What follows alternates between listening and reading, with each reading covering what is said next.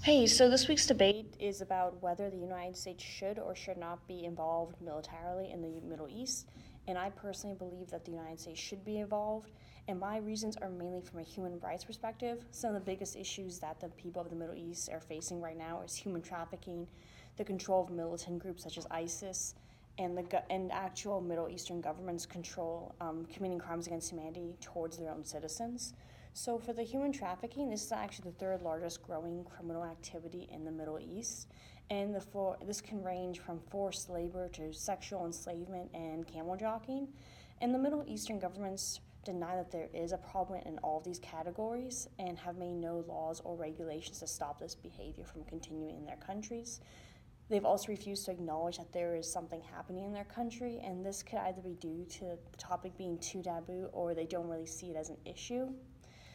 So, for control of militant groups inside the Middle Eastern countries, this is mainly due to ISIS because ISIS seeks to subject innocent citizens from the Middle East to its control and to dominate every aspect of the citizens' lives. And controlling their lives can range from religious views to cultural views, and if they do not fit this ISIS's ideal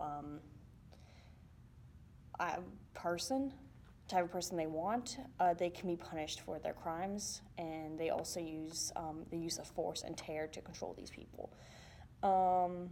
These people who are subjected to this torture are made into an example of what happens when someone draws away from how ISIS wants a citizen to live and conduct their lives, and citizens have no choice but to follow their rules, or these citizens will face their own deaths.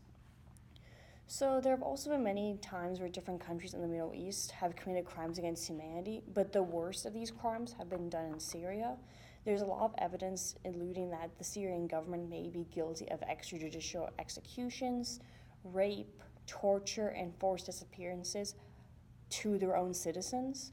The reason that the Syrian government may do this to their people or because of a person's different religious beliefs, disagreeing with how the government is being run, citizen sexual orientation, and so on. There have been multiple instances where where the government has conducted chemical attacks against their own citizens, and these attacks have resulted in injuries and even death. The Syrian government doesn't want to talk with other nations' diplomats on how they should or shouldn't treat their citizens, and these citizens can't do anything to stop the governments from this abuse. And if the citizens even try to fight back, then the government may fight back harder and conduct more secret attacks on their citizens. So the Middle Eastern government have been confronted by other nations multiple times for their lack of human rights laws and regulations. And these Middle Eastern governments either don't want to discuss the issue or they don't see it as a problem with how they are treating their own citizens.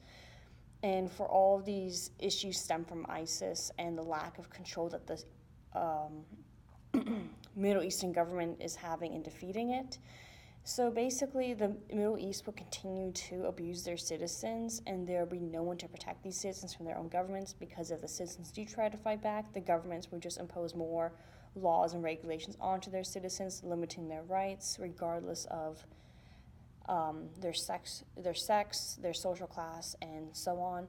And so this is why I believe the U.S. should be involved militarily in the Middle East, just due to the lack of the Middle East wanting to use diplomatic means.